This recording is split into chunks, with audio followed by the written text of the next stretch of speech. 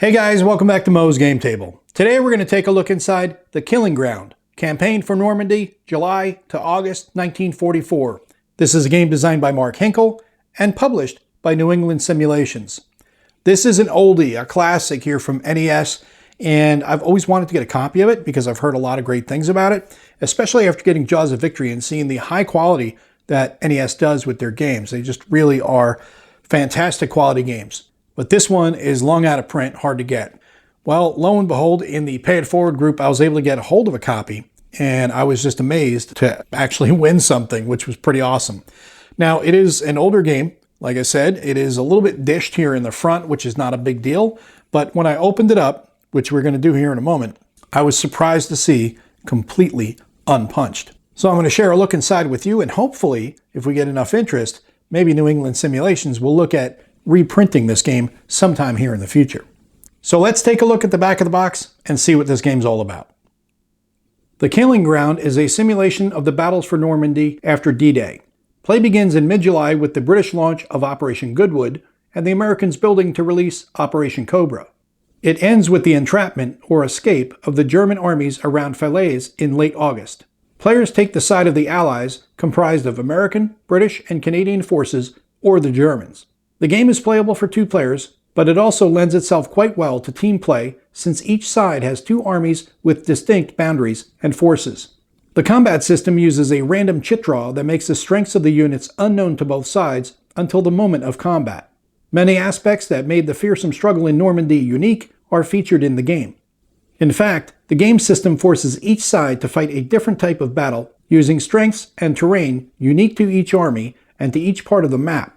Area interdiction, carpet bombing, German defensive and armor superiority, and Allied supply buildup for operations are realistically portrayed while still maintaining playability.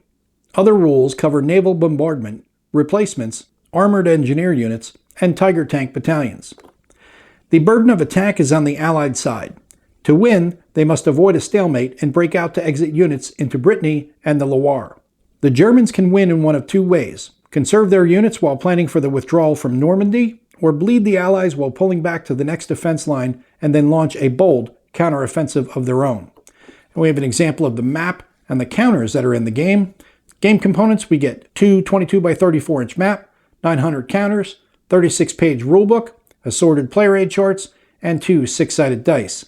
The game scale is primarily regimental, with tank and other support units as battalions. Time, each game turn is 1 day. The map scale is 2.5 kilometers per hex, and you can see the complexity is rated as 6 out of 9. The game is recommended for players age 14 and older, and the playing time is from 5 to 48 hours, depending on the scenario and number of players. So let's take a look inside and see what we get. There we get our 2d6, our rule book. We're going to come back to that wrapper as well because there's information on that, which I did not cover when I was doing the video for Jaws of Victory. Our player aids, counter sheets, and our maps. Pretty tight fit in there. So let's set up the maps and take a closer look at the game. And we'll take a look at the maps that come with the game. This is the west map. The east map we'll take a look at next. I didn't want to put both of them together because I'm not going to get it to fit in the screen, so I wanted to make sure that we look at one map at a time. The other reason is there are 5 scenarios in the game. 3 of them only use 1 map, so you will be playing with just 1 map for 3 out of the 5 scenarios. The other 2 are the campaigns where you're going to be needing the west and east maps. So 2 out of 5 you're going to need more table space, but the 3 out of 5 you'll only be using the 1 map. See, it's beautifully done map. Love the graphics. Very easy to read. The only thing I have a little bit of a difficulty with when it comes to reading at a distance is reading the hex numbers. They're a little paler than I'd like to see, but that's also because of aging eyes, and I need new prescription for my glasses. That may definitely help, but it's just the way it's not as bold as I would like to see it, but still beautifully done map. Love NES's graphics. They do a great job. Their art department is fantastic. The top left, we have the German victory points. We also have the required U.S. units to exit into Brittany and the required U.S. units to exit into the Loire Valley listed out for you here for those victory conditions for the Allies. Then we have the current weather and sea conditions display, the Allied support table, and then at the top right we have the Allied tank replacement table. Along the left-hand side we have the German tank steps and infantry RPs and the German Hidden Reserve West, as well as a little box here for German operations. And you can see the exits here for getting the Allied units off to the Loire Valley. And as you can see, the East map is just as beautiful as the West map. Along the top left, we have the Allied victory points, and the top right, we have the German support points. Bottom right, we have the German Hidden Reserve East, and along the left-hand side, we have the terrain key. Then on the bottom left, with the Allied naval bombardment track. But overall, just a really beautiful map done by New England Simulations. Like I said, really love the style of their games, love their components. They do fantastic work. Next, we'll take a look at the player aids that come with the game. First one here is the Allied Air Allocation Chart. We have tracks for the movement interdiction air points and the ground support air points. At the bottom, we have the Allied Air Interdiction Table. At the top right, we have the Allied Air Availability Table. And at the bottom right, we have the Supply Interdiction Display. On the next sheet, we have the Combat Results Table. Along the bottom, we have the Summary of Combat Modifiers, the Explanation of Combat Results, and the Combat Ratio Shifts Summary. And on the back, we have the Air Attack Results Table, the Artillery Support Table, and the Terrain Effects Chart listing out all the different types of terrain, the movement point cost for non-mech and mech units, and the effects on combat, as well as any applicable notes on the right-hand side. On the next sheet, we have the U.S. Army Support Points, which gives us our daily Corps support level, Corps support points, and the Army Reserve support points. And on the next sheet, we have the same tracks for the British and Canadian Army support points. On the next sheet, we have the scenario setup for Scenario 3, Operation Ludic, Hitler Strikes Back, the German counterattack at Mortain.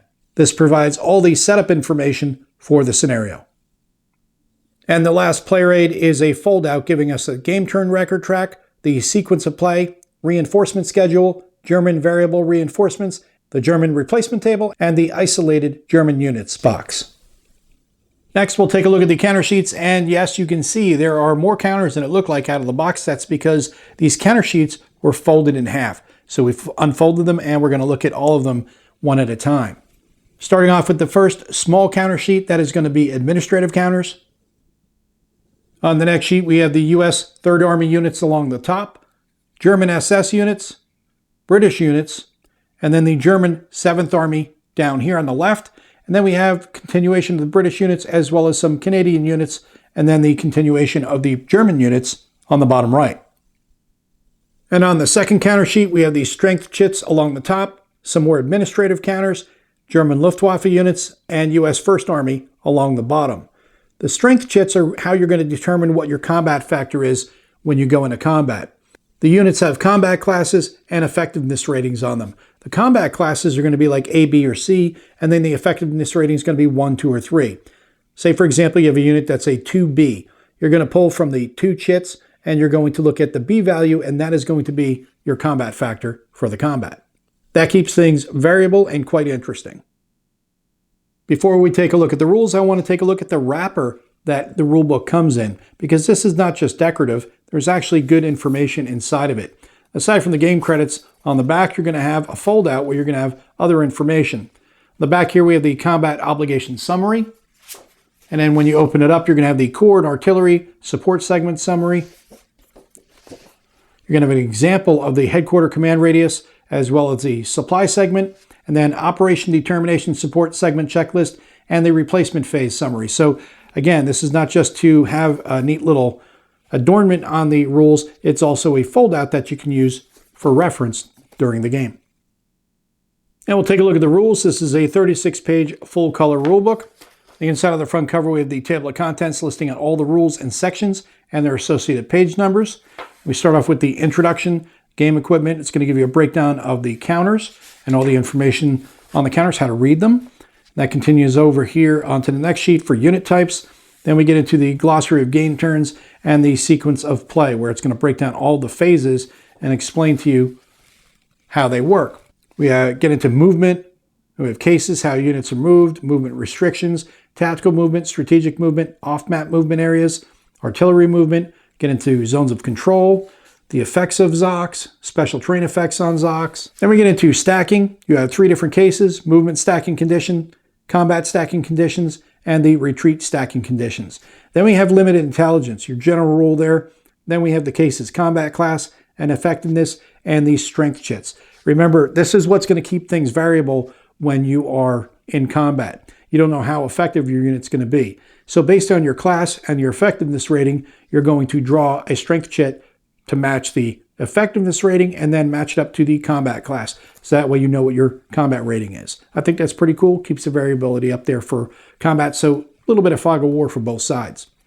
Replacements, cadre units and units without strength chits, limited intelligence, and then we get into combat. All your procedures for combat, the units that may attack, multiple unit and multiple combats, effect of terrain on combat, division integrity, combined arms, artillery units, heavy tank battalions for special units, high and low combat ratios, and the rounding rules. Then we get into combat resolution and the attritional losses and accelerated effort, retreats and advances after combat, disorganization and regrouping, and headquarters units, support, receiving support points, German support points, increasing core support levels, and expending support points for combat, as well as expending support points for artillery resupply or for supporting headquarters. And then the effects of being unsupported. And then, of course, we have our supply. That continues on to the next page, and we get into operations. German operations, and operations effect on combat and movement, reserve movement, surprise assault, U.S. Third Army and British 1st Canadian Army, general rules, and then you have your cases for Army activation for the U.S. Third Army, as well as the Canadian 1st Army. Then we get into weather, air power, air units, air point determination and allocation sequence, carpet bombing, supply interdiction, movement interdiction, targeted air interdiction, combat air support, and then reinforcements and replacements, rebuilding German infantry regiments, dissolving British division, and then resting your divisions, as well as Allied additional replacements. Then we have British-U.S. Army boundaries, engineering, entrenchments, bridges, and then German special rules. Hidden Reserve, Panzer Group Eberbach, mandated attacks, German 25th Corps, isolated German units, and then we get into our victory points, and it's going to explain to you how to calculate your victory points and all the effects that will change your victory points. Then we get into the scenarios here on page 26. So 25 pages of rules. Now we're jumping into the scenarios. Scenario 1 is Steel Inferno, Operation Goodwood, and the drive to Falaise. Scenario 2, Operation Cobra, Saint-Lô to Brittany. And remember, these two right here are going to be just one map, so you're not going to need both maps.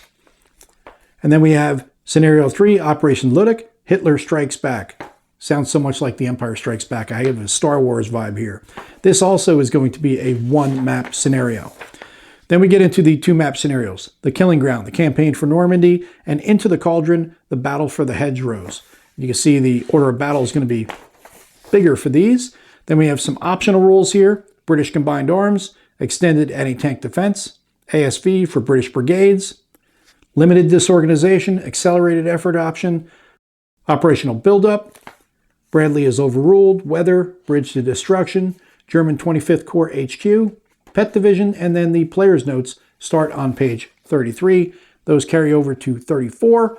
And then on the back here of the rulebook, we have the designer's notes, and then we have a bibliography as well as divisional integrity bonus eligibility summary on the back of the rules. And that is a look at everything you get inside of The Killing Ground, the campaign for Normandy, July, August 1944. This is a game designed by Mark Hinkle and published by New England Simulations. While this game is long out of print, hopefully there'll be enough interest to get it to come back in print. It's one of the reasons why I'm doing this video, to get some talking going about it again, but also to show you what's inside and the quality of it. And NES just does an amazing job with their games. Anybody who's gotten Jaws of Victory, which is a recent release in the past year or two, you're going to know what I'm talking about.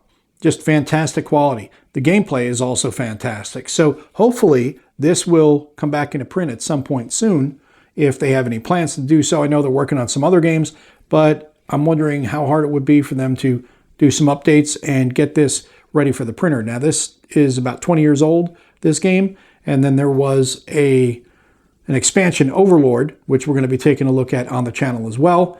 That came out about 5 years later. So keep that in mind. I'm not sure what the status is on the art files, things like that, but it would be great to see this come back into print. But definitely looking forward to checking this one out, maybe even over the summer, which would be perfect time given July to August is the time frame for this game. Well, I hope that helps you guys out if you've been curious about this one. You have any comments or questions, post them down below. Thanks for tuning in, guys. See you next time.